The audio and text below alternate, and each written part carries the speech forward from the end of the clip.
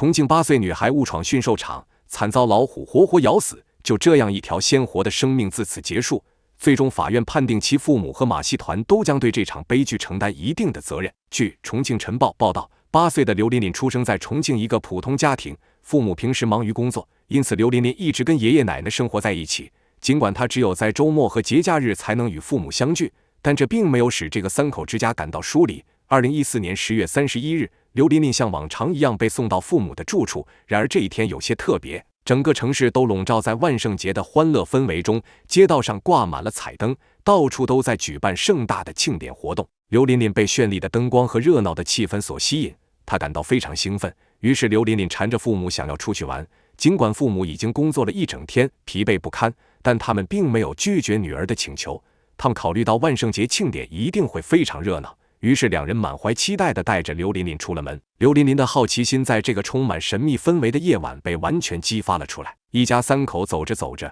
无意中发现公园内正在举办万圣之夜活动，整个公园被装饰得五彩斑斓，节目安排也是丰富多样，甚至还有精彩绝伦的马戏团表演，吸引着许多家庭前来参观。刘琳琳注意到公园入口处的招牌上展示着各种动物的照片，她立刻被它们深深吸引。她兴奋地拉着父母的手说，她想要去看大象还有长颈鹿。尽管父母有些犹豫，但在刘琳琳坚持不懈的请求下，他们只好带着她前去参观。刘琳琳的爸爸去购买了门票，还给刘琳琳买了一个可爱的兔子发箍。刘琳琳戴上发箍后十分开心，因为她大部分时间都与爷爷奶奶生活在一起，与父母相聚的时光对她来说格外珍贵。她拽着父母的手来到了马戏表演的场所，并迅速找到座位坐下，期待着即将开始的表演。当可爱的动物们一个个出现时，整个观众席上响起了热烈的掌声和欢呼声。很快马戏表演就正式开始了，整个剧场陷入了一片黑暗，只留了一束光照在舞台上，各种动物轮番登场。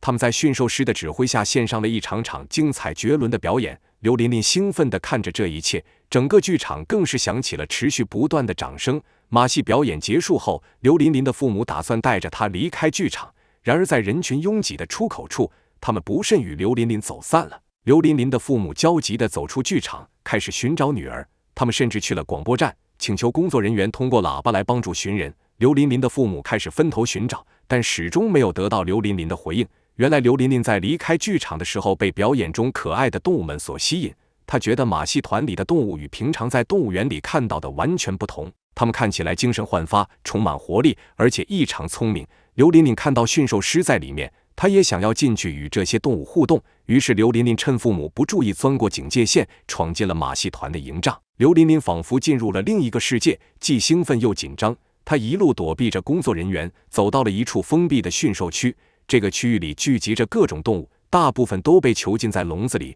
刘琳琳逛着逛着，来到了猛兽的驯兽区。该马戏团最引人注目的特色之一便是老虎。此时刘琳琳正好看到了一只体型庞大的老虎趴在地上，四处张望着。刘琳琳并未被老虎凶狠的气势所吓到，相反，她被老虎独特的气势所吸引。刘琳琳开始围着防护网跑，老虎跟在她身后，仿佛在与她进行一场追逐游戏。刘琳琳的兴奋使她完全没有察觉到老虎已经逐渐失去耐心了。她继续围着防护网转圈，毫无顾虑地享受着与老虎的亲密互动，而老虎一次又一次地冲撞着防护网，似乎试图引起她的注意。在老虎的眼中，刘琳琳既是新奇的玩伴，又是潜在的威胁，而她的天性使得她对追逐与捕捉产生了本能的兴趣。随着时间的流逝，刘琳琳仍旧陶醉在自己的游戏中，她继续笑着跑着，感觉与老虎之间的距离越来越近。然而老虎的耐心终究是有限的，在刘琳琳毫无察觉的情况下，老虎用力撞击了几下防护网。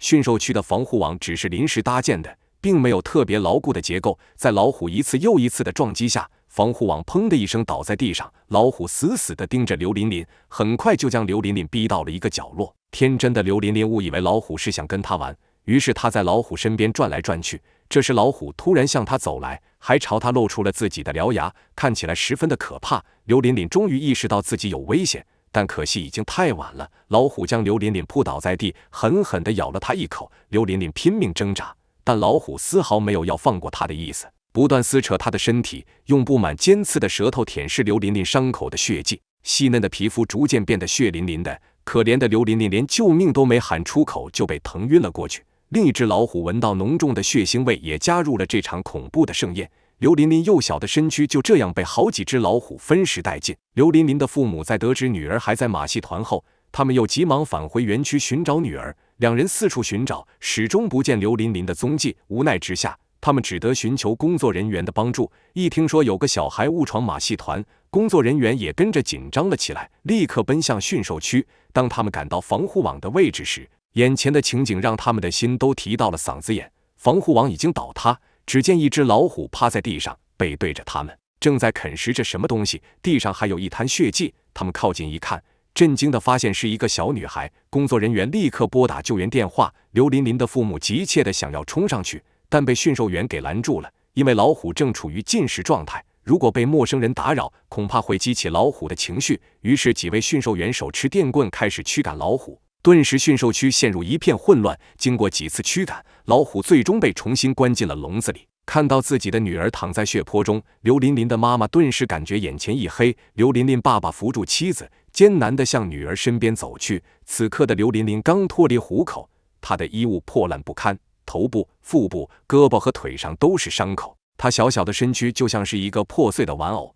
没有人敢上前挪动她，生怕有一丝不慎就会让刘琳琳离开人世。刘琳琳的父母看着女儿的状况，心如刀绞。刘琳琳的父亲低下头，掩面痛哭。他深深地责怪自己没有保护好女儿，让年幼的孩子遭受如此折磨。救护车赶到现场后，医生和护士迅速将受伤的刘琳琳送上救护车，一到医院就被推进了手术室。经过医生们的一番抢救，刘琳琳最终还是没能回到父母的身边。由于刘琳琳的伤势实在太重，再加上她的年纪尚小，根本无法承受这样的攻击。对于刘琳琳的骤然离世，她的父母深感痛心。他们不明白马戏团为什么不把老虎关在笼子里，而是将其关在驯兽区，而且驯兽区的护栏也不是特别的坚固。面对这样的情况，他们选择报警，并将这个马戏团告上了法庭。他们认为是马戏团的监管不力导致女儿误闯，才酿成了这样的悲剧。事后，马戏团的工作人员对该事件进行了解释。他们表示，当天公园正在举办万圣节活动，他们也在筹备相应的马戏表演。为了保持老虎在表演时的最佳状态，他们才选择将老虎放置在驯兽区，并且马戏团周围设置了警戒线，还放置了危险告示牌。但这些措施依旧没能阻止孩子们的好奇心。这起案件引起了广泛的关注和媒体报道。当地法院接受并审理了这起案件，考虑到这是一起马戏团动物伤人的事件，因此警方在审理前进行了详细的现场勘查，包括驯兽场内安全措施的设置情况以及工作人员的看管情况。通过收集和分析大量的证据，法院进行了一审程序。刘琳琳的父母坚信是马戏团的疏忽和不当管理导致了刘琳琳的意外，他们向法院提出了赔偿请求，要求马戏团承担相应的责任。法院根据民法通则第127条的相关规定，马戏团的动物属于被饲养的动物，当被饲养的动物造成他人损害时，应当由动物的饲养者或者是管理者承担民事赔偿责任。在此案件中，刘琳琳的离世是马戏团的老虎造成的，这主要归因于马戏团的工作人员疏忽大意，未能及时察觉刘琳琳偷偷进入驯兽区，所以马戏团的负责人应该对刘琳琳的父母进行赔偿，并承担相应的民事责任。但是刘琳琳的悲剧也并不全是由马戏团的疏忽造成的，毕竟刘琳琳是在无人察觉的情况下擅自进入了驯兽区的。按照民法典中的规定，刘琳琳也有一定的责任，但鉴于她仅有8岁，属于无民事行为能力的人，因此她的监护人，也就是她的父母，应当承担一定的责任。那么马戏团的负责人应如何赔偿刘琳琳的父母呢？根据民法典第1179条规定，侵害别人并造成死亡的，应向受害人家属支付丧葬费和死亡赔偿金。而法院认为刘琳琳的不幸事件既是由马戏团的监管不力所致，也是由刘琳琳的父母监护不严所致，因此双方应各自承担一半的责任。而马戏团负责人应向刘琳琳的父母支付一定比例的赔偿金，以弥补他们的损失和痛苦。马戏表演作为一项传统的娱乐活动，已经延续了很长时间，但近年来，人们经常在新闻报道上看到有关马戏团动物伤人的事件，不少家庭因此变得支离破碎，事故频发，更是把马戏表演这个行业推上了风口浪尖。由于动物表演需要驯兽师不断训练动物来配合，因此这种训练过程对动物来说也是一种伤害。毕竟面对大量的噪音，超额的训练量都会使这些原本自由散漫的动物们产生压力，因此马戏团的动物不免会产生不适和狂躁的情绪。再加上它们终究是大型野兽，就算接受了长年累月的驯化，在他们心中依旧残留着野性和本能，并且具备极强的攻击力，不能因为一时的好奇心而酿成不可挽回的悲剧。三亚42岁太极男子惨遭亲手养大的老虎咬断脖子，最终不治身亡。袭击原因竟是因捡扫帚引起老虎误解。事发后，该动物园称对肇事老虎暂不做处理。据南国都市报报道，三亚龙虎园2001年从泰国市拉差龙虎园引进了多只孟加拉虎，来自泰国的阿郎以及30多名泰国的工作人员也随之来到了三亚龙虎园。三亚龙虎园位于三亚市田独镇于洪村以西，同时还是三亚濒危野生动植物繁殖研究中心，占地面积超过400亩。阿郎作为龙虎园饲虎组的组长，从事着饲养和训练老虎的工作，其余的30多名泰国工作人员则担负着饲养和繁育的任务。孟加拉虎刚来的时候只有100只，在工作人员的精心照料下，现在已经繁育到了200只。与此同时，园区的暹罗鳄鱼数量也已经繁殖到了2000多条。园内分别建有生态科技馆、大象表演馆、老虎表演馆、鳄鱼表演馆、蜘蛛表演馆，还有以鳄鱼大餐为主的泰国餐馆。游客们可以品尝到独特的泰国美食文化，在龙虎园游客们的参与性十分突出，充满了趣味性和知识性。此外，游客还有机会与可爱的小老虎、小鳄鱼以及巨大的蟒蛇合影留念。阿郎每天早上都会将老虎驱赶到旁边的笼子进行隔离，随后他会指示工作人员进入虎笼进行卫生清扫工作。到了下午，阿郎会将老虎送入小笼子，让他们休息。阿郎以前在泰国就从事饲养老虎的工作，有着长达12年的养虎经验。但阿郎怎么也没想到，他这样熟悉老虎习性的人竟会命丧虎口，而且这只咬人的孟加拉虎就是阿郎一手养大与他朝夕相处了8年之久的伙伴。2007年5月20日早上7时50分左右，阿郎来到虎区2号笼，准备开始新一天的卫生清理工作。这个区域是老虎观赏区，白天老虎们在宽敞的大笼子里供游客观赏，夜幕降临时，他们就会回到小笼子里休息。在动物园里，与动物们关系最为亲近的就是饲养员，他们每日给动物喂食饮水，悉心照料。即使是老虎、狮子等猛兽，在看到自己的饲养员后，也会异常兴奋地与其亲近。所以阿郎没有任何防备，他像往常一样打开小笼子的门，准备将这里的2只老虎赶往大笼子里，方便让其他工作人员打扫。此时阿郎手中的扫帚不小心掉了，就在他弯下腰去捡扫帚的瞬间，让人意想不到的事发生了。一只老虎突然从背后扑了上来，一口咬住了阿郎的腿部。阿郎疼痛难忍，他被老虎扑倒在地。见到鲜血的老虎更是兽性大发，他再次扑向阿郎，锐利的牙齿深深嵌入他的脖颈之中。与此同时，另一只老虎在一旁蠢蠢欲动，似乎准备加入这场可怕的斗争。就在这紧急关头，正在大笼外等候阿郎指示的工作人员王正见状，毫不犹豫拿起一旁的长棍，冒着生命危险冲了上去。他们拼尽全力用长棍刺向老虎的肋骨，猛击他的背部，试图分散他的注意力。然而这些举措并没有使老虎停下来，他继续凶狠地撕咬着阿郎。整个场馆充斥着撕扯声、血腥气味和咀嚼肉块的声音，阿郎痛苦的呻吟声也混杂其中。紧接着，另一只老虎又紧紧地咬住了阿郎的肩膀，疯狂地摇晃着头。阿郎无助地躺在冰冷的地板上，承受着老虎沉重的压力。他的身体已经遭受了巨大的痛苦和折磨，而他的同事们并没有停下。他们拨打了紧急救援电话后，继续用手中的棍子猛击着老虎的身体，试图解救阿郎。经过顽强的抵抗，老虎终于停止了对阿郎的撕咬。闻讯赶到的同事们也冲了上去，奋力将2只老虎赶回了笼子里。老虎的下颌沾满了阿郎的鲜血，恐惧和绝望笼罩着整个场馆。医护人员迅速赶到现场，他们带着急救设备，拼尽全力试图止住阿郎颈部血流不止的伤口。阿郎呼吸微弱，眼睛紧闭，一动不动，他的生命正在逐渐消逝。救护车立即将阿郎送往解放军425医院。这是一场与时间赛跑的紧急救援行动。阿郎的伤势极其严重，他的脸部和颈部遭受了明显的创伤，胸部骨折再加上血流不止，医护人员们迅速展开手术。然而令人遗憾的是，由于当时老虎一口咬断了阿郎的气管，大量的血液迅速涌进气管。经过激烈的抢救，阿郎最终还是因伤势过重而不幸离世。事件发生后引起了广泛的关注，三亚市警方、市安全监督管理局和旅游局迅速派人前往现场，了解事发经过和背后的原因。当天下午，三亚市副市长李百清也亲临龙虎园了解情况。目前，安全监督管理局对此事件做出了初步判断，他们认为这是一起意外事故。龙虎园的相关负责人接受了记者的采访，他们表示公司当即召开紧急会议，就善后处理事宜进行了全面讨论。为了悼念逝去的阿郎，他们决定成立治丧委员会，并决定按照泰国风俗举行丧礼。阿朗的离世对他的家人、朋友和同事们来说是毁灭性的打击，他们无法接受他如此突然的离去。事发时，只有阿朗的妻子在三亚，他的3个孩子及其他亲属都在泰国。但阿朗的妻子及同事伤心过度，无法接受媒体的采访。根据三亚龙虎园管理部的陈经理介绍，当时是春季，这个季节的公虎正处于发情期，这一时期的老虎本身就容易变得烦躁不安。与此同时，那几天三亚的天气即使是下过雨也异常闷热，这种极端的气候可能对老虎的心理状态产生了影响。当阿朗弯腰捡起扫帚时，过于敏感的老虎误认为是要攻击他，最终导致了这起悲剧的发生。据了解，这里3月份就曾发生过一起狮子袭击事件，正在准备表演的狮子向驯兽师发动了攻击，当时驯兽场内的一个铁笼意外打开，其中一只狮子跃起1米多高，直奔驯兽师而去。现场一片混乱，刹那间驯兽师已被扑倒在地，他迅速双手抱头，本能的原地打了一个滚，试图面部朝地背对着狮子。然而兽性大发的狮子发了疯似的不断用前爪撕扯驯兽师的头部和背部，原本排队等着拍照的游客各自逃命，孩子们因惊吓过度哭喊不止。狮子突然张开大口咬向驯兽师的脖子，千钧一发之际，其他驯兽师手持驯兽棒赶到现场，他们将驯兽棒伸进狮子的口中，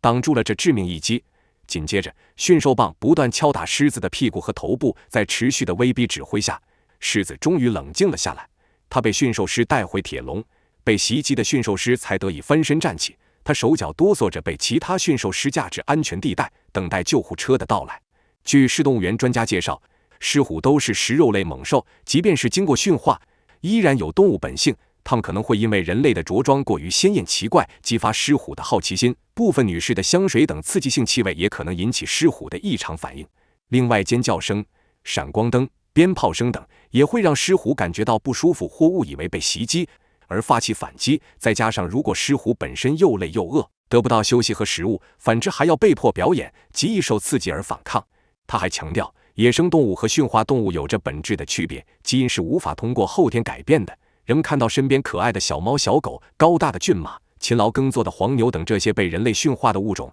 已经从基因中完全消除了野性，可以说对人类没有太多的危险。但是野生动物的野性是不能在短时间改变的，野性只会驱使动物本能地去解决饥饿问题，即使是每日给自己喂食的饲养员，即使是熟悉的面孔和声音，在他们眼里也只是活生生的猎物。人们隔着笼子都能感受到狮虎的威严，更何况这次的老虎袭击事件是在没有笼子的情况下发生的。阿朗被袭击的当天，记者来到三亚龙虎园的虎区，看到了一系列大小不同的虎笼，有的虎笼内养着7、8只老虎，有的养着2、3只老虎，每个虎笼都与另一个相邻的笼子相连，外部的笼子面积相对较大，专门供游客观赏使用，而内部的笼子则相对较小，为老虎提供夜间休息的场所。这些大型的笼子都采用了坚固的钢筋建造，笼子的外围还设有2层钢筋防护栏，相隔1米多的距离。记者还发现，这些老虎大多在笼子内焦躁不安地来回踱步，时而发出凌厉的咆哮声，有些老虎甚至开始互相争斗撕咬起来。然而，记者在发生事故的那个虎笼里并没有看到肇事老虎。对此，三亚龙虎园的陈经理表示，目前该老虎被关押在一个较小的笼子里，具体的处理方式尚未确定。虽然发生了老虎咬死饲养员的悲剧，但是陈经理坚定地表示，这只是一个意外，并且龙虎园已经采取了全面的措施来确保游客的安全。根据陈经理的介绍，虎区的虎笼设置了2层坚固的防护栏，虎笼顶部还用了钢筋进行封闭，因此对于游客来说不存在安全问题。陈经理还强调，即使游客伸手到防护栏内部，由于2层防护栏之间相隔超过1米，笼内的老虎也无法接触到游客，完全不用担心。陈经理告诉记者，龙虎园与游客合影互动的老虎年龄均小于3个月，而且指甲均被剪掉。此外，由于小虎的牙齿没有长齐，对游客来说不具攻击性和危险性，因此游客可放心大胆地前来游玩。对于老虎咬死饲养员一事，三亚龙虎园一负责人介绍，公司与泰国方面进行合作，阿朗等负责饲养和训练老虎的人员都是来自泰国，中国籍员工没有参与，并且他们的饲养方式和方法是经过泰国认可的做法。现在出了这样的问题，他们将尽快与泰国方面展开协商，讨论目前饲养方式的合理性，并探讨是否需要进行改进。泰国方面也将在近期任命新的饲虎组组长接替阿朗的职务。阿朗被老虎袭击的事件，至今提起来仍叫人心有余悸。动物的天性中总是保留着一些难以驯化的部分，对人类存在威胁。近年来，动物伤人事件不在少数，频频发生的事故令人触目惊心。这些事件暴露出的都是动物园安全管理工作的缺失，以及人们自我保护意识淡漠的问题。有史以来最可怕的2起动物连环杀人案，从3年吞噬100人的老虎，到10年杀出300人的食人鳄，这2只凶残的野兽成为了当地的传说，似乎无人能够抵挡它们的威胁，后者甚至连机枪扫射都无法消灭，被当地人称为活传奇。堪察加半岛位于俄罗斯远东地区，西边鄂霍次克海，东临太平洋和白令海，占地面积超过37万平方千米。堪察加半岛的地表结构复杂，存在着多种不同的地貌形态，再加上火山活动和临近海洋的影响，使堪察加半岛的天气变幻莫测。冬季半岛的北部极度寒冷，气温可降至-50摄氏度，而夏季竟可以在半岛南部进行海水浴。堪察加的居民不仅要与恶劣的自然环境作斗争，还要面对一只重达700斤的西伯利亚虎的威胁。这只老虎拥有强壮的身体和锋利的爪牙，可以轻易地击倒大型猎物，如麋鹿和马鹿等。但由于某种原因，这只食人虎开始袭击堪察加半岛的居民，它将人类作为食物来源，导致村庄里的死亡人数不断上升。第一位受害者是来自库奇村的一名年轻男子，在一个寒冷的下午，该男子正在森林中砍柴，树木倒下的声音引起了附近老虎的注意。随着斧头的落下，老虎穿过树林，他小心翼翼地踩在雪地上，留下深深的脚印，直到能够清晰地看到正在砍柴的男子。他锁定目标，这时男子用余光看到一只老虎正凶猛地向他扑来，他的心脏狂跳不止。在紧要关头，他迅速转身，想要逃脱老虎的攻击，但老虎强大的力量瞬间将他撞倒在地。恐惧和无助笼罩着男子，他感觉自己无法呼吸，他努力挣扎着试图反击，但老虎庞大的身躯压在男子身上，使他无法动弹。紧接着，老虎用锋利的牙齿狠狠地咬住男子的脖子，在剧痛的折磨下，男子痛苦地倒在雪地上，渐渐地没了气息。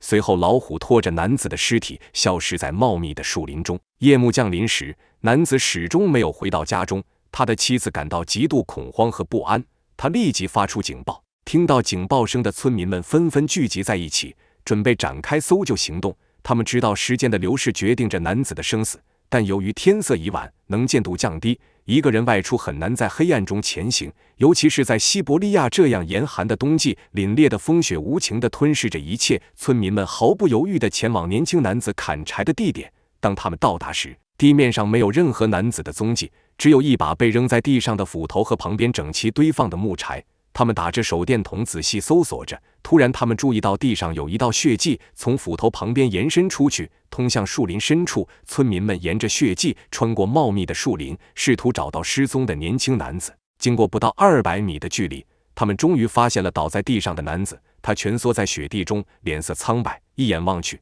年轻男子身上布满了被老虎撕咬的痕迹。村民们看着这可怕的景象，心中充满了绝望。然而这只老虎的袭击并没有停止，在接下来的几个月里，堪察加半岛的3个村庄都遭受了这只猛虎的袭击。这只老虎不分青红皂白，残忍地攻击着无辜的村民，家家户户都充满了恐惧，人们不敢再离开自己的住处，整个村庄都被笼罩在沉重的哀悼之中，同时也对自身的生命安全感到不安。从1923年10月到1924年4月，这只食人虎夺去了15个人的生命。随着春天的到来，冰雪逐渐融化，越来越多的尸体被发现，这些尸体血迹斑斑，四分五裂地散落在地上，宛如被丢弃的垃圾。随着气温的回升，老虎袭击的迹象逐渐消失，这让村民们松了口气。孩子们可以欢快地在田野间奔跑，尽情享受着春日温暖的阳光，村民们也能够安心地耕种。人们逐渐恢复了正常的生活，他们认为那只凶猛的老虎已经离开了村庄，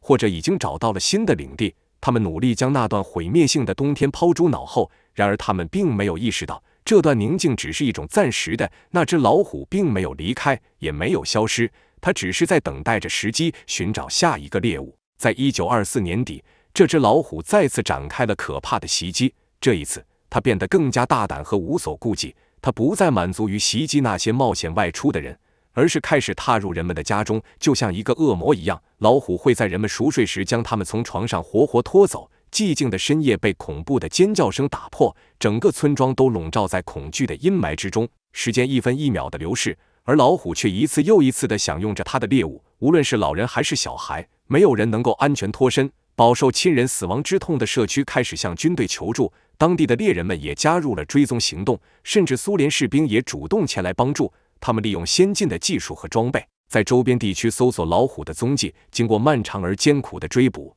他们成功射杀到了一只老虎。士兵和当地的村民们为此庆祝，他们在这只老虎的尸体前拍照留作纪念。然而，当地的猎人们并不相信这只被击毙的老虎就是真正的凶手，因为他们在之前的雪地中见过凶手留下的爪印，爪印的尺寸超过了20厘米。他们对这只死去的老虎进行了检查，发现它的爪子明显小于凶手的爪印。猎人们意识到这只被击毙的老虎是一个错误的目标。随着1925年冬天的来临，袭击事件再次开始，但这只老虎总能在捕食完后成功逃脱猎人的捕捉。连续3个冬天，这只老虎吞噬了100多人的生命，大部分遇害者的尸体是在几天甚至几周后才被发现，而有些人的尸体则消失得无影无踪。猎人与村民们紧密合作，一同寻找老虎的踪迹。他们在茂密的丛林中穿梭，经过数周的追踪，猎人们终于发现了老虎的藏身地。他们利用伪装技巧和精密的战术，悄无声息地靠近老虎，准备给它致命一击。随着枪声的响起，老虎沉重地倒在了地上。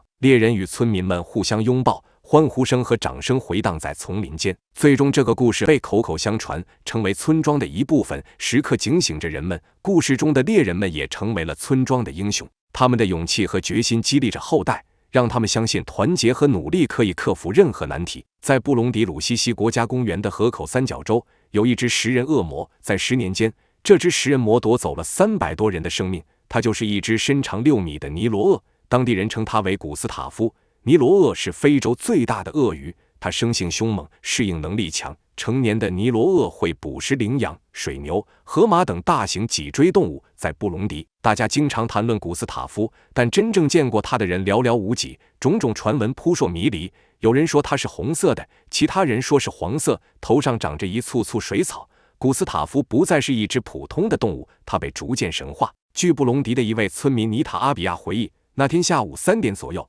妮塔和35岁的丈夫马约亚刚刚享用完一顿美味的午餐。马约亚决定前往附近的河边清洗衣物。此时马约亚并不知道命运的捉弄已经悄悄展开。古斯塔夫一直在水中静静地注视着马约亚。马约亚毫无察觉地走到河边，准备进行清洗工作。就在他进入水中的瞬间，古斯塔夫突然发动了攻击。他迅猛地扑了上来，牙齿狠狠地咬住了马约亚的腰部。古斯塔夫的强大力量使马约亚无法抵抗，只能在水中拼命地呼喊着。几分钟后，妮塔听到了尖叫声，他立刻冲出家门奔向河边。此时他眼前的景象让他心碎不已。古斯塔夫在水中不停地翻腾着，而马约亚却已经消失不见，眼前只有丈夫的衣服堆放在河边。这对妮塔来说是毁灭性的打击，因为她当时已经怀孕了。现在妮塔不得不独自抚养即将出生的女儿，而马约亚则永远无法亲眼见到他们的孩子。法国的自然学家帕特里斯·费耶听说了古斯塔夫的故事。1990年，他决定前往布隆迪展开调查。到布隆迪没多久，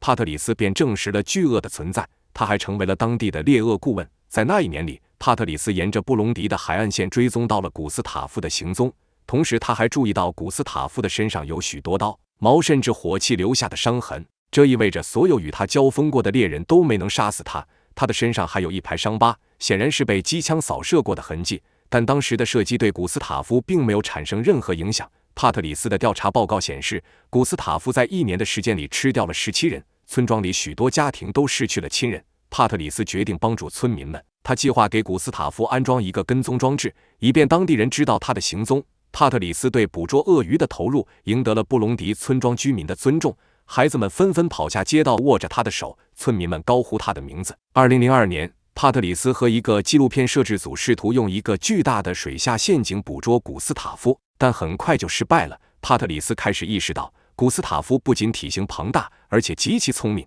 他很可能正在泥泞的水域中注视他们的一举一动。随后，帕特里斯又设计了一个10米长的铁笼，用活山羊作为诱饵，希望新鲜的肉能吸引古斯塔夫进来。他们在周围设置了带有夜视和运动传感器的摄像机，然后等待古斯塔夫上钩。前2天一直没有发现古斯塔夫的踪影，但到了第3天晚上，天空突然下起了大雨，摄制组和帕特里斯都跑回去躲雨了。雨滴猛烈地打在湖面上时，古斯塔夫闻到了晚餐的味道。他在夜幕降临时悄无声息地穿过水面，庞大的身体向着岸边移动。就在他发动攻击之前，由于雨下得太大，摄像机都停止了工作，水中掀起了漩涡，紧接着传来了一声羊的惨叫声，然后一切都恢复了安静。当帕特里斯和摄制组第二天早上返回时，摄像机都停止工作了，陷阱被翻倒，铁笼里的山羊也不翼而飞。在接下来的数十天里，帕特里斯设下了各种陷阱，但古斯塔夫好像有神奇的第六感，一直没有上当。在2004年，布隆迪内部发生了战争，当地的军队表示无法确保科学家和摄制组的安全，他们被告知必须在3天之内离开布隆迪。从那之后，就再也没有人见过古斯塔夫。在他消失后的6个月里，也没有人再受到过鳄鱼的攻击。食人鳄古斯塔夫的下落也成为了一个谜团。有人认为古斯塔夫已经在战争中意外身亡了，但直到2015年，有人发现他正在猎杀一头水牛。虽然近年来古斯塔夫不再攻击人类，但他仍是一个非常危险的存在。2004年，一部名为《捕捉杀人鳄鱼》的纪录片播出，紧接着好莱坞也出现了许多以古斯塔夫为原型的电影，如《万恶巨兽》。从来没有一只动物像古斯塔夫那样受到人类如此广泛的关注，他的名字广为人知，关于他的传说数不胜数。到目前为止，他仍未被人类捕捉到。天才驯兽师惨遭狮子撕咬，最终不治身亡。现场观众有的落荒而逃，有的拍照记录。事发后，网友纷纷发表评论，指出台上是被人驯服、做出各种滑稽动作的猛兽，而台下则是满眼红光、充满野心的观众，高下立判。到底谁才是真正的野兽呢？35岁的伊斯拉姆·沙辛住在埃及亚历山大港，他从小的梦想就是成为一名马戏团演员。在他22岁的时候，机会终于来了。亚历山大港的一家马戏团来到沙辛家附近演出，但沙辛没有足够的钱购买门票，所以他一直蹲在门口，远远地看着演出。马戏团在这个地方停留了几天，沙辛陷入了纠结。他非常渴望加入马戏团，但他什么都不会。正当马戏团即将离开的时候，沙辛急忙跑过去找到负责人，并表示自己想要加入马戏团。他愿意为马戏团做任何事，甚至可以不要薪水，只要有一口饭吃就足够了。负责人看着眼前的年轻小伙，思考了片刻后决定给他一个机会。负责人决定先将沙辛作为学徒培养，万一能成为一名杂技演员，那就可以给马戏团带来更多的收入。即便不能成为杂技演员，还可以尝试其他的工作。就这样，沙辛开始了自己的马戏团生涯。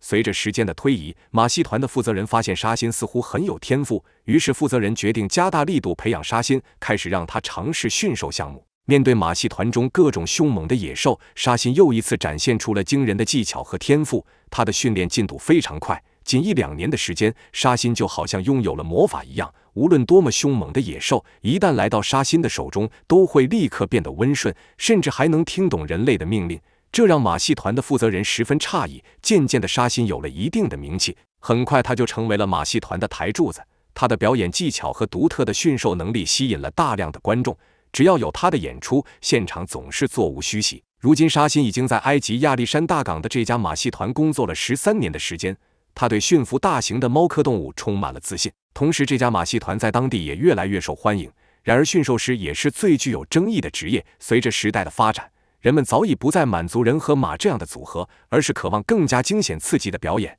于是，越来越多的马戏团开始想方设法地寻找猛兽，为观众提供最独特的表演。说起驯兽师，人们常常觉得台上的驯兽师对待动物和对待观众都非常有礼貌，但大多数观众都只能看到舞台上的精彩表演，而无法看到幕后的真实情况。野兽就是野兽，想要让他们听话，驯兽师往往会采取一些鞭子、电棍或其他刺激手段，让这些野生动物屈服。在驯兽师的鞭子下，这些动物无力反抗，因为周围有无数名工作人员虎视眈眈地监视着他们。他们一旦做出危险的举动，就会遭受到更加恐怖的后果。如果鞭打不起作用，驯兽师会采取其他更加残酷的方式，比如说不让他们吃饭、不让他们睡觉等，直到把他们的野性完全磨灭。有人说这是一项残酷的工作，但也有人对沙辛可以游刃有余地指挥这些地球上最强大的掠食者而感到震撼。然而，就是这样一位经验丰富、拥有独特技巧的驯兽师，却不幸丧生在自己驯养的野兽口下，实在是令人唏嘘。在亚历山大港的马戏团内，观众有机会近距离观看狮子、老虎、骆驼和蛇等野生动物的表演。然而，这些动物经常被关在条件极差的环境中，它们几乎没有足够的空间进行活动。许多动物因为长期的受限而体弱多病，急需兽医的治疗。尽管如此，这家马戏团精彩的表演经常把观众逗得捧腹大笑。马戏团的老板因此赚得盆满钵满，马戏团的负责人也会因为他的受欢迎程度而选择继续运营。2016年12月1日，马戏团里坐满了观众，大家都耐心地等待着表演的开始。随着主持人的报幕声落下，主角沙欣登上舞台，跟随在他身后的是3只威风凛凛的雄狮。这3只狮子是马戏团前不久刚从南非抓来的，每只狮子都重达200公斤以上，它们的气势让观众们的呼声更加高涨。在场的每一个人都无法抗拒这样盛大的场面。在驯兽师沙欣的手下，这些狮子表现得如同温顺的大猫一般，它们一个个神情慵懒，丝毫没有百兽之王该有的凶狠。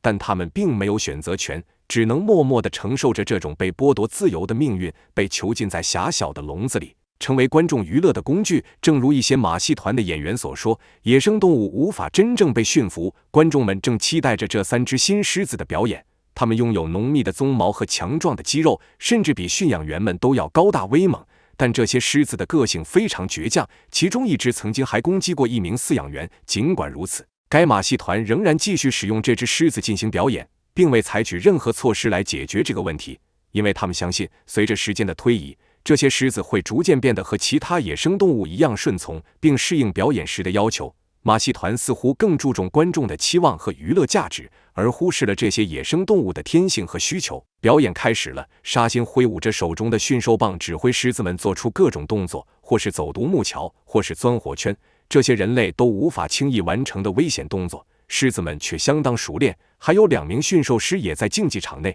他们手持木棍，在一旁引导狮子们执行表演。这些木棍是他们唯一的防御武器，如果出现问题，他们没有备用的计划或者镇静剂来应对一只具有攻击性的狮子。整个演出长达1个多小时，但没有一个人感到乏味，观众们都感觉意犹未尽。在演出的最后时刻，沙欣命令一只狮子张开嘴巴，然后用驯兽棒轻轻地抵住它的舌头，向观众展示狮子锋利的牙齿。这个瞬间让观众们感受到了狮子作为野生动物的威严。与此同时，其他2只狮子坐在沙欣身边，俨然一副王者的气派。他们的目光紧紧地盯着沙欣。这时沙欣挥动着他的驯兽棒，示意其中一只狮子向前迈一步，另一只狮子爬上梯子，第3只狮子则站在那里一动不动，等待下一个指令。他的眼睛瞪大，尾巴微微甩动着。突然间，不知是因为遭受虐待、天生的攻击性，还是受到了惊吓的原因，第3只狮子向沙欣扑了过去。在那一瞬间，沙欣的心跳加速，他试图避开狮子，但狮子的速度和力量超乎想象。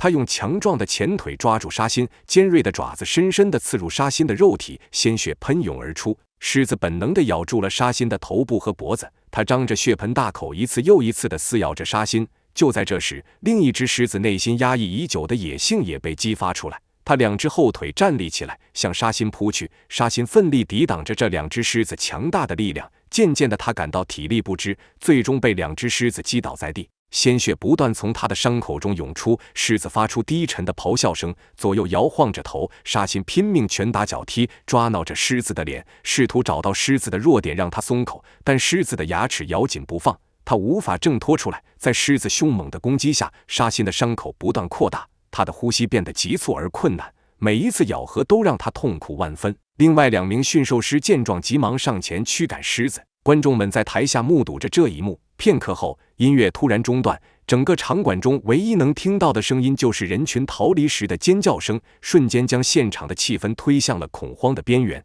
刹那间，场内一片混乱，有人拿起手机，想要记录下这惊心动魄的一幕。孩子们恐惧地瞪大眼睛，当他们意识到发生了什么时，父母迅速带着他们离开了座位，拼命逃向场外的安全地带。人们惊慌失措地奔跑着，争相寻找逃生的出口。只留下3名驯兽师和3只凶猛的狮子在舞台上激烈地对抗着。2名驯兽师拼尽全力用手中的棍子刺向狮子的肋骨，并猛击它们的背部，但狮子并没有停下来，它们继续凶狠地撕咬着沙欣。撕扯声、血腥气味和嚼碎肉块的声音充斥着整个场馆，沙欣痛苦的呻吟声也混杂其中。其中一只狮子紧紧地咬住沙欣的肩膀，疯狂地摇晃着头。随后，另一只狮子又将注意力转向沙欣的喉咙。沙欣无助地躺在冰冷的地板上，而狮子全部的重量都压在他身上。沙欣的身体已经承受了巨大的痛苦和折磨。然而，沙欣的同事们并没有停下，他们拨打了紧急救援电话后，继续用手中的棍子击打着狮子的身体，试图解救沙欣。经过顽强的抵抗，狮子停止了对沙欣的撕咬。狮子的下颌沾满了沙欣的鲜血，恐惧和绝望笼罩着整个场馆。医护人员迅速赶到现场，他们带着急救设备，拼尽全力试图止住沙欣颈部血流不止的伤口。沙欣躺在冰冷的地板上一动不动，他没有说一句话，眼睛紧闭，呼吸微弱，他的生命正在逐渐消逝。救护车立即将沙欣送往亚历山大东部地区的阿达兰萨拉姆医院。这是一场与时间赛跑的紧急救援行动。沙欣的伤势极其严重，他的头骨骨折，脸部和颈部有明显的创伤，胸部骨折再加上血流不止。医护人员们迅速展开救治，全力以赴地挽救沙欣的生命。然而不幸的是，在经过几天的激烈抢救后，沙欣还是因为伤势过重而不幸去世。这个消息传遍了整个社区，沙欣的离世对他的家人、朋友和同事们来说是毁灭性的打击。他们无法接受他如此突然的离去。随着这起致命事件的发生，沙欣作为一名驯兽师的照片也开始广为流传。照片展示了他与狮子咬住同一根驯兽棍的模样，狮子的胡须轻轻触碰着沙欣的下颚，显然他在这只大猫面前毫不畏惧。这样的画面不禁让人们感叹沙欣的勇气和冒险精神，同时也有人认为正是沙欣无所畏惧的态度才导致了他最后可怕的遭遇。在沙欣离世后，亚历山大港的马戏团被迫关闭，所有活动暂停。政府和相关部门对此进行了彻底的调查。马戏团的负责人穆罕默德表示，袭击发生时正值繁殖季节，狮子进入了发情期，再加上被人类逼迫着在观众面前表演，这才会导致这些狮子的攻击性如此强烈。然而这一说法并未平息人们的疑虑，许多人认为这些狮子在被囚禁和表演的过程中受到了不当的对待和压迫，或是被现场的音乐所吓到而表现出强烈的攻击性。马戏团表演作为一种有着悠久历史的娱乐形式，有人觉得表演精彩绝伦，有人则觉得对动物来说很残忍，还有人在依靠这种充满争议的马戏团表演维持生计。其实在很多年前，人们对驯兽的过程并不了解，因此他们会成群结队地到马戏团观看表演。如今随着时间的推移，越来越多的人开始了解驯兽的真相，许多动物保护者都开始站出来宣传抵制这种行为。他们强调每个物种都有其独特的生活方式，猛兽应该生活在广阔的大自然中，而不是被囚禁在狭小的笼子里，成为人们娱乐的工具。被美洲狮盯上有多可怕？这个视频你将会看到两起美洲狮食人事件，从英勇母亲为救6岁儿子被美洲狮撕咬致死，到美国女子突然失踪，被找到时她已被美洲狮活活咬死在树林里。第一起事件发生在喀斯喀特山脉，一名年仅6岁的男孩和家人在野外骑马时，一只美洲狮突然从附近的灌木丛中冲了出来，一口咬住了男孩的头和脖子。男孩的母亲为了保护孩子，赤手空拳与美洲狮进行搏斗，亲手救出了本已落入狮口的孩子。然而在这场生死搏斗中，他自己因伤势过重不幸去世了。男孩被紧急送往医院，他的头部前前后后缝合了70多针，此外还需进行牙齿下颌骨矫正手术，以恢复正常的咬合功能。36岁的辛迪·佩罗林是不列颠哥伦比亚省普林斯顿医院的心理咨询师，同时也是4个孩子的母亲。辛迪经常带着他的孩子们在大自然中探险。普林斯顿是一个位于温哥华以东193公里处的小城镇，那里有大量的荒野可以探索和狩猎。1996年8月19日，辛迪决定带着他的3个孩子大卫、梅丽莎和史蒂芬骑马进入喀斯喀特山脉。这片崎岖的地形是鹰、鹿和美洲狮的家园。辛迪和孩子们沿着小路前行，他们的目的地是一个偏僻的营地，他们打算在那里与辛迪的另一个儿子和丈夫会合。孩子们兴奋不已，因为他们都是经验丰富的骑手。在狩猎季节期间，辛迪通常会带着一支步枪，将其牢牢地捆绑在马鞍上，以应对突发情况。然而由于这次距离狩猎季节还有几周才开始，辛迪就将步枪留在了家里。他们一行人沿着崎岖的小路缓慢前行，欣赏着山脉的壮丽景色，一起享受着大自然的美好。几分钟后，他们来到一条弯道，马匹犹豫了一下，辛迪轻轻催促着自己的马继续前进，但他拒绝了。辛迪抚摸着马的脖子，接着又回头看了看身后的3个孩子，他们的马也静止不动，甚至不停地上下摇头。马似乎感受到了一股不寻常的气氛，辛迪环顾四周，但并没有发现任何异常。微风吹拂着，马匹不安地嘶鸣着。突然间，从附近的灌木丛中传来撞击声，辛迪不禁心头一紧，他转过头去，只见一只美洲狮正朝着他6岁的儿子史蒂芬扑去。第一次美洲狮并没有击中史蒂芬，而是抓住了马的脖子，美洲狮重重地摔在地上。随后他再次发动攻击，这一次美洲狮抓住了史蒂芬的腿，他的鞋子和袜子都被扯掉了。受到惊吓的马直立起来，将史蒂芬摔到了地上。美洲狮见状立即冲向史蒂芬，开始撕咬他，场面一片混乱。辛迪毫不犹豫地跳下马，并对着美洲狮大声喊叫。随后他从附近的树上折下一根树枝，辛迪手中紧握树枝，猛烈地击打着那只美洲狮的背部，试图分散他的注意力，保护他年幼的儿子。然而美洲狮并未因此而停止攻击，他继续撕咬着史蒂芬，不顾辛迪的攻击。辛迪心如刀绞，母亲的本能驱使着他不惜一切代价保护自己的孩子。没过多久，美洲狮松开了对史蒂芬的撕咬，转身扑向辛迪，狠狠地将他撞倒在地。辛迪痛苦地呻吟着，但他没有放弃，他用最后的力量高声呼喊大卫和梅丽莎去救史蒂芬。大卫和梅丽莎立即从马上跳下来，紧紧抓住史蒂芬。史蒂芬的马因受到了惊吓，拼命逃向荒野。辛迪在地上蠕动着，试图阻止美洲狮的攻击，但美洲狮锋利的爪子一次又一次撕扯着辛迪的身体。然而美洲狮并不满足于这样，他又开始用牙齿撕咬辛迪的脸和胸部，辛迪的视野变得模糊。大卫和梅丽莎背着史蒂芬艰难地下山，史蒂芬的伤口流血不止，他的头皮被撕裂，脸上血迹斑斑。大卫和梅丽莎没有回头的勇气，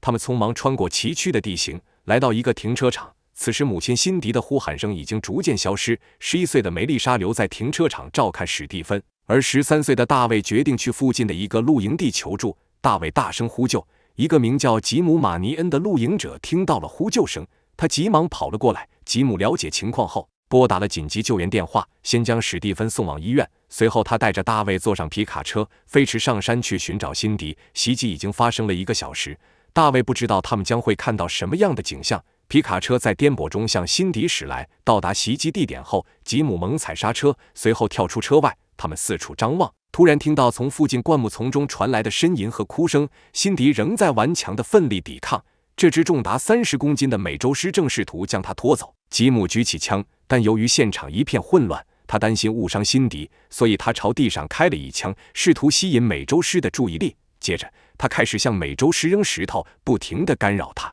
直到美洲狮将注意力转向吉姆。美洲狮的嘴边被鲜血染红，他紧盯着吉姆，慢慢地靠近他。大卫见状，迅速向后退了一步。就在美洲狮扑向吉姆的瞬间，吉姆立即开枪。美洲狮发出哀鸣声，逃入了灌木丛中。吉姆和大卫冲向辛迪，发现他还活着。经过一场持续1个多小时的战斗后，他只有一个问题，那就是他的孩子是否安全。在听到他们都平安无事后，辛迪松了口气，他闭上了眼睛。吉姆立即将他送往医院，但不幸的是，在到达医院后，辛迪因伤势过重已经去世。同时，史蒂芬也被送往了同一家医院，他的头皮被撕裂得非常严重，需要缝合70多针。除了头部的伤势，史蒂芬的牙齿也被击碎，下颌骨也出现了严重的错位。为了恢复正常咬合和面部外观，医生决定进行下颌骨矫正手术。事后，当地警方对袭击现场进行了彻底搜查，他们发现美洲狮死在了距离辛迪150米远的灌木丛中。经过初步检查，确认他死于吉姆的枪伤。这只美洲狮袭击事件引起了社区的广泛关注。通过深入调查发现，袭击辛迪的是一只年幼的美洲狮，它可能是被母亲抛弃的。饥饿和绝望驱使他发动了这次袭击。加拿大总督追授辛迪为勇气之星，以表彰他的英勇行为。人们对辛迪的勇气都深表敬佩。有超过600名悼念者参加了他的葬礼，其中包括吉姆·马尼恩。第二起事件发生在美国胡德山国家森林。据外媒报道，一名55岁女子在美国的俄勒冈州失踪近2周后，警方在胡德山护林站附近找到了这名女子的汽车，并在距离汽车90米的一条林间小路发现了她的尸体。经过尸检后，确定该女子是遭到了美洲狮的袭击。根据戴安娜的家人介绍，55岁的戴安娜生前是一名狂热的徒步旅行者，她很享受探索自然的乐趣。2018年9月8日，戴安娜计划驾车前往位于波特兰东南64公里处的维尔奇斯村游玩。这个村庄靠近胡德山国家森林。胡德山是美国俄勒冈州最高的山峰，同时也是全世界著名的滑雪胜地，因此这里吸引着众多游客前来挑战滑雪的极限。胡德山国家森林地形崎岖，拥有超过100万英亩的乡村景观，是探索者们的理想之地。在这次特殊的旅行中，戴安娜决定独自启程。她在经过胡德山国家森林时，被那里美丽的景色所吸引，于是她决定先在此地欣赏一会风景。戴安娜将车停在胡德山护林站附近，那里有一条起伏不定的小路，沿途有绝美的风景和绝佳的观景点。这条小路总共有14公里长。随着这次徒步旅行的第一个观景点的结束，悲剧也随之降临。胡德山国家森林中的崎岖地形正是美洲狮的理想栖息地。美洲狮也被称为山狮或山猫，它们通常是孤独且胆小的动物，善于伏击捕食。虽然美洲狮具备快速追捕猎物的能力，但通常它们更倾向于采取突袭的方式。就在戴安娜沿着小路前行时，有一只美洲狮正在寻找食物。它敏锐的嗅觉嗅到了戴安娜身上的气味，随后将目光锁定在她的身上，并沿着崎岖的小路悄悄跟随着她。美洲狮静静地观察着戴安娜，等待着合适的时机发动攻击。突然间，美洲狮从背后扑向戴安娜，将她压在身下。随后，他瞄准戴安娜的颈部，咬下了致命一击。戴安娜在被美洲狮扑倒后，她奋力踢打着，试图自卫，但美洲狮的力量太过强大，在那棕色的毛发之间，戴安娜看见了美洲狮锋利的牙齿。美洲狮无情地撕咬着她。当戴安娜拼命试图推开美洲狮时，她的手又被咬伤了。片刻之后，美洲狮再次咬住戴安娜的脖子后部。戴安娜挣扎着想要逃脱，但不幸的是，美洲狮强大的咬合力导致戴安娜的颈部骨折，血流不止。戴安娜的意识也逐渐模糊。这场突如其来的攻击让戴安娜措手不及。戴安娜失踪后，她的家人立即通知了当地警方，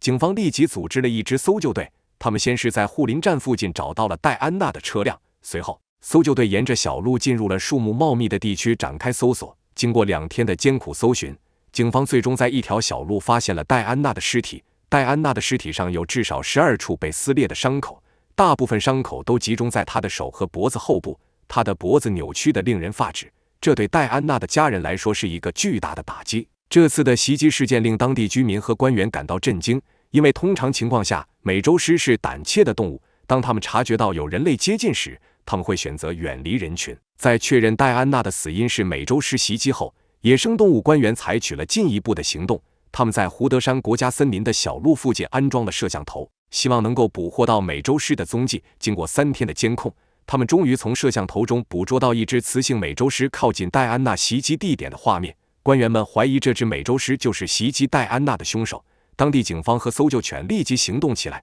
展开了对这只美洲狮的追捕。这只美洲狮并没有离开那条小路太远，它一直在附近徘徊。当他察觉到有人正在靠近时，他试图找到一个隐蔽的藏身之处。然而，搜救犬根据气味追踪到了美洲狮的踪迹。为了防止袭击事件再次发生，警方将美洲狮击毙了。随着枪声的响起，美洲狮沉重地倒在地上。随后，这只美洲狮被送到位于阿什兰的美国渔业和野生动物服务法医实验室进行进一步的调查。最终通过实验室的技术人员将这只美洲狮的 DNA 与戴安娜的 DNA 进行比对，确认就是它袭击了戴安娜。这只被杀死的雌性美洲狮重约30公斤，虽然体型相对较小，但强有力的爪子和锋利的牙齿足以造成致命的伤害。俄勒冈州渔业和野生动物部门对这次袭击的动机表示不明确，因为调查发现这只美洲狮并没有处于营养不良的状态。此外，在对这只美洲狮进行狂犬病检测时，结果呈阴性，这排除了狂犬病导致攻击的可能性。事发后，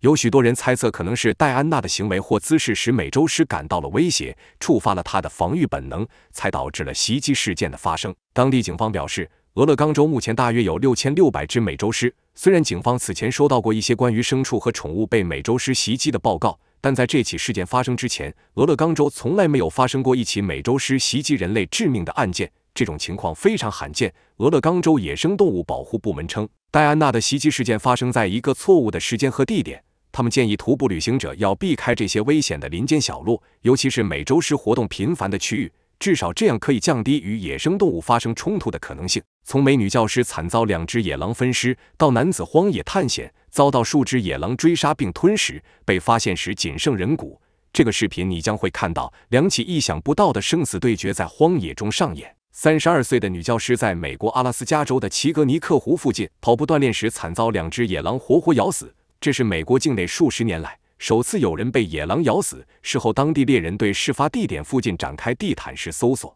32岁的坎迪斯·伯纳尔是一名教师，居住在宾夕法尼亚州。2010年3月，他收到莱克半岛学院的聘请，前往阿拉斯加的佩里维尔任教。随后，他被分配到一个偏远的定居点教学。这个社区位于阿拉斯加州半岛安克雷奇西南756公里处，社区周围的荒野是狐狸、狼獾、棕熊和狼等野生动物的家园。2010年3月8日，坎迪斯飞往该社区，他在该学校教授着17名学生。再加上这个偏远社区的教学环境与他之前的经验截然不同，他需要适应艰苦的自然条件和与野生动物共存的挑战。当天放学后，坎迪斯告诉同事，他计划沿着唯一一条通往定居点的小路跑步。他在下午5点10分左右将时间表传送到学区的办公室，随后离开学校，并换上跑步装备准备出发。当他沿着小路奔跑时，雪在他的脚下发出咯吱咯吱的声音。大约跑了3公里的距离后，坎迪斯突然停下脚步。他在拐角处看到一只野狼站在路中间，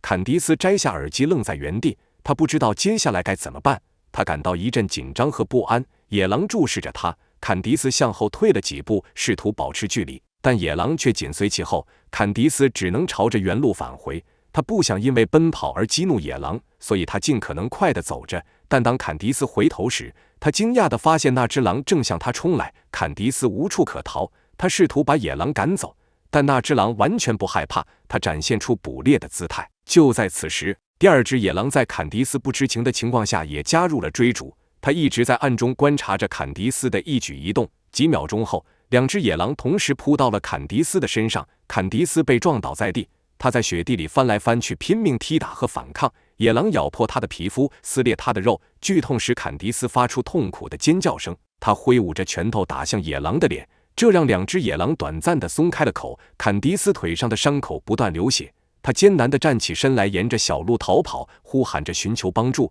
但他的呼喊声被风声吞没，周围根本没有人听到呼救声。坎迪斯想要活下去，但又无能为力，只能依靠4肢在雪地里爬行。他在雪地上留下一道鲜红的痕迹。2只野狼凭借着血腥味再次追踪到坎迪斯的位置，他们再次发动致命的撕咬。最终，坎迪斯的尸体被2只野狼拖进灌木丛，并开始享用。半个小时后，4名当地居民骑着雪地摩托从多尔纳湾返回家中。当他们沿着小路行驶时，领头的司机注意到雪地中有一滩鲜红色的血迹。他们环顾四周，小心翼翼地沿着血迹追踪，直到他们发现第2滩血迹，也就是坎迪斯被狼群杀害的地方。4个人顺着小路的一侧向下望去，他们看到了坎迪斯的尸体，距离坎迪斯被杀害的地方大约24米。他们不敢多做停留，匆忙返回雪地摩托上，迅速赶往镇上报警。对于这样一个只有3名警察的小社区来说，想要解决这样一个刑事案件并非易事。警察陪同其中1名男子返回现场。寒冷的夜晚开始降临，也让这伙人更加感到不安。他们不断地扫视周围的灌木丛，从雪地留下的脚印中怀疑是狼群袭击了坎迪斯，但他们并不知道究竟有多少只狼存在。根据以往的观察，他们只知道附近大概有2至20只狼经常出没。或许狼群们这会儿正在暗中监视着他们，准备进行一次大规模的伏击。就在这时，其中2名警察感觉实在太冷了，他们决定回去拿一些保暖的衣物，而剩下的1名警察则坐在雪地摩托上，不停地在坎迪斯的尸体附近盘旋。他用头灯搜寻着附近是否有狼埋伏，他深知自己置身危险之中，但他不能就这样把受害者的尸体丢在荒野里。突然，他发觉丛林中有一双闪烁的眼睛在盯着他。他将雪地摩托车转向那双眼睛，站在他面前的是一只野狼。这名警方不得不放弃坎迪斯的尸体，他恐惧地驾驶着雪地摩托车逃回社区。第2天，他带着另外2名警察和一些当地居民再次返回现场，结果发现坎迪斯的尸体被拖得更远，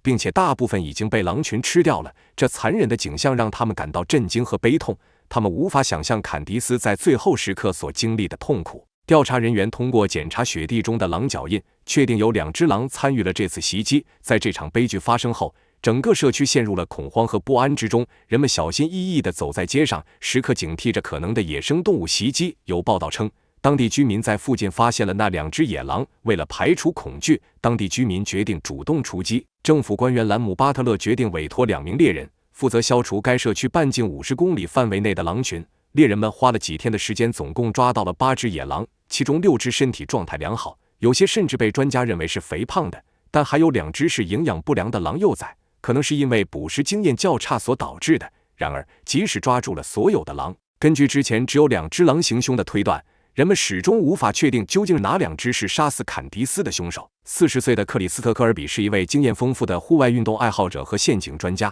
他经常在阿拉斯加进行捕猎。他非常享受在野外冒险中亲近自然的生活方式。1939年2月，克里斯特计划前往位于加拿大努纳武特地区巴芬区和基蒂克美奥特区北极群岛中的威尔士王子岛。该岛面积约为33339平方公里，如今因其提供了卓越的徒步旅行、露营和钓鱼等体验项目而深受旅游业的欢迎。克里斯特提前购买了一把顶级左轮手枪，并携带了足够的食物。他准备好迎接在威尔士王子岛的冒险生活。他沿着河边的雪地艰难前行，经过长达16公里的跋涉后，克里斯特到达一个小屋，这将成为他未来几个月的住所。他打开行李，开始生活。小屋很快就暖和起来，克里斯特也逐渐安顿下来。在接下来的几周里，克里斯特每天都会检查前一天的陷阱，并设置新陷阱，以保证自己食物的供应。他对该地区非常熟悉，能够准确地选择陷阱的位置，以最大的程度捕获猎物。他喜欢将掉入陷阱的动物带回小屋进行剥皮和宰杀。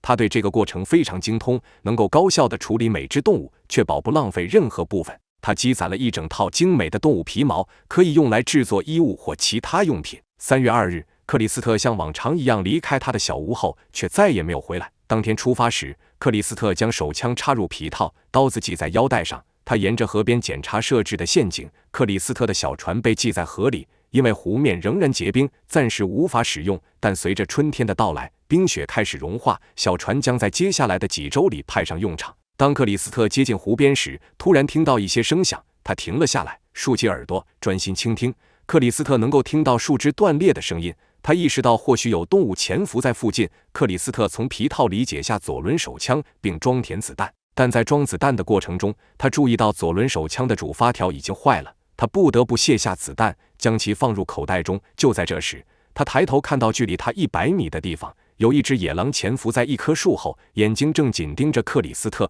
克里斯特心跳加速，他开始慢慢后退。此时他的手枪已经无用了，他将手枪放回皮套。克里斯特的眼睛始终盯着那只野狼，他身处一片较小的树林。如果野狼靠近，克里斯特无法爬上树去躲避，他只能设法到湖的另一边，那里有更大的树木，这样克里斯特就可以躲到树上去。克里斯特曾经亲眼见到过野狼，它们通常都是胆怯的，一旦察觉到人类的存在，他们会立刻相反方向逃离。但这一次情况完全不同，这只野狼展现出猎食的姿态。令克里斯特更加恐惧的是，他注意到右边的树林中还有一只野狼，左边也有一只，它被狼群包围了。野狼们围绕着克里斯特狂吠不已，但并没有贸然发动攻击。这种局面让克里斯特意识到自己的处境十分危险，他开始尝试用各种方式驱赶野狼。他挥舞着手臂，不停地叫喊着，试图用声音吓退野狼。然而，这些措施并没有起到太大的作用。野狼们似乎已经认定了克里斯特是他们的猎物，不肯轻易放弃。克里斯特后退到结冰的湖面上，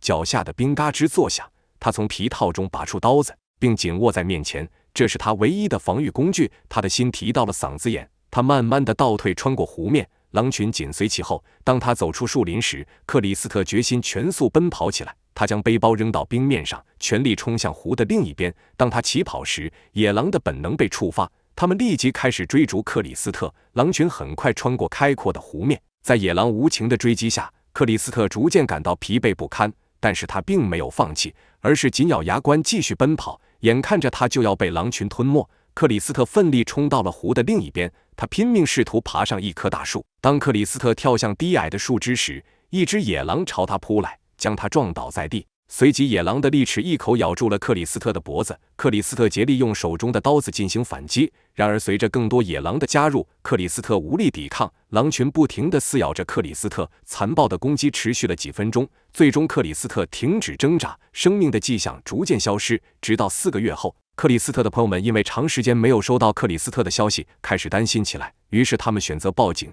并向警方详细说明了克里斯特的情况。当地警方立即派遣了2名人员搜寻克里斯特，他们找到了克里斯特的小屋，并对周边地区进行了彻底搜索。他们发现克里斯特的皮划艇仍系在湖上，但却没有发现克里斯特的踪迹。当时警方认为，如果克里斯特已经去世，那么在夏季茂密的树林中寻找他将是毫无希望的。随后2名警方收集了克里斯特在小屋里的物品，并将他们送回克里斯特的朋友那里。克里斯特的朋友对搜索结果并不满意，他们认为就算克里斯特已经去世，也要将他的尸体带回来，因此他们组织了另一支搜救队。这次远征由前野生动物管理员塞尔弗里奇带队前往，他携带了足够的装备，但当时已经是10月份了，距离克里斯特被狼群袭击已经过去7个月了。克里斯特的朋友们搜索得非常细致，他们于10月30日找到了克里斯特的小屋，又在1周后发现了克里斯特的部分遗骸和被撕裂的衣物，在残骸中还找到了一个几乎完整的头骨，与克里斯特的刀子和左轮手枪一起被发现。